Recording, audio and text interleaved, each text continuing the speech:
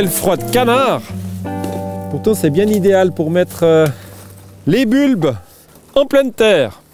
Mais si on veut qu'ils survivent à l'appétit vorace des campagnols, il va falloir les protéger. L'idée c'est de les enfermer dans quasiment une conque de grillage, de telle manière que le campagnol, dès qu'il arrive sur un bout de fil, il n'insiste pas. Voilà, donc c'est ce qu'on va faire. Allez, on va mettre ça à côté du pêcher. On va dégager un peu le mulch.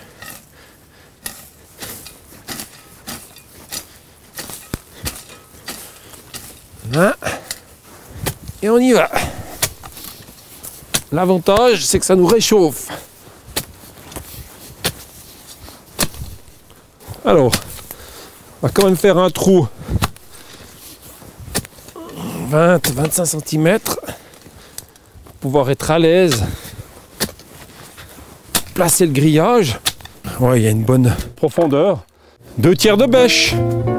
Alors, voilà notre panier qui est déjà profilé. Vous pouvez très bien trouver dans le commerce du filet galvanisé de poule au mètre. Vous pouvez très bien faire la forme et la dimension que vous voulez.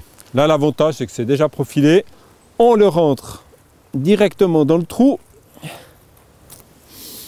On peut déjà compléter avec un petit peu de terre au fond.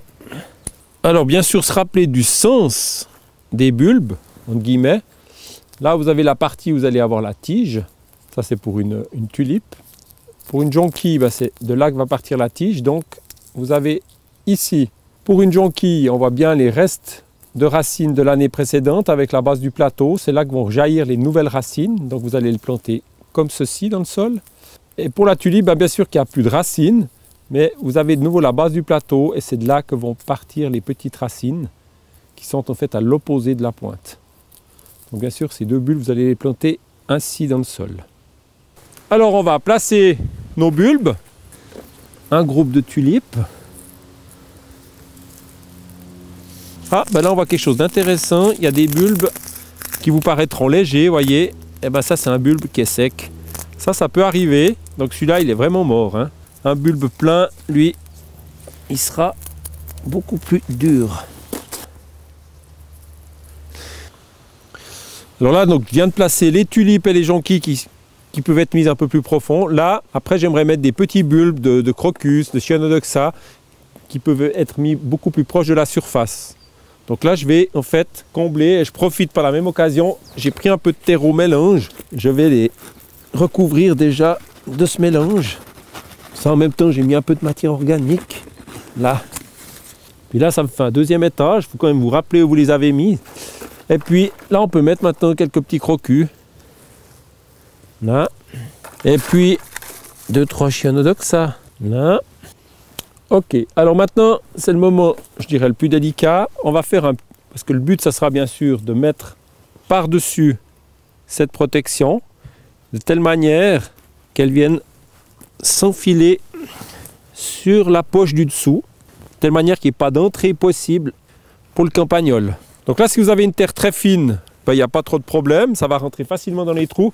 Sinon, vous avez à part déjà préparé un mélange, de telle manière qu'au moins vous puissiez déjà remplir.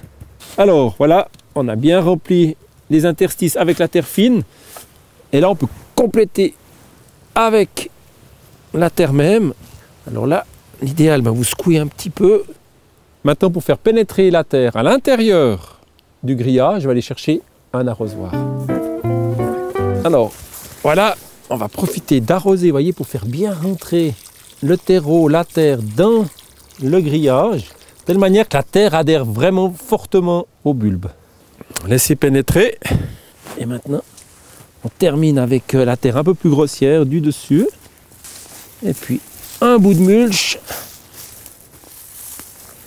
Qui pourrait savoir qu'il y a des bulbes en ce moment là-dessous?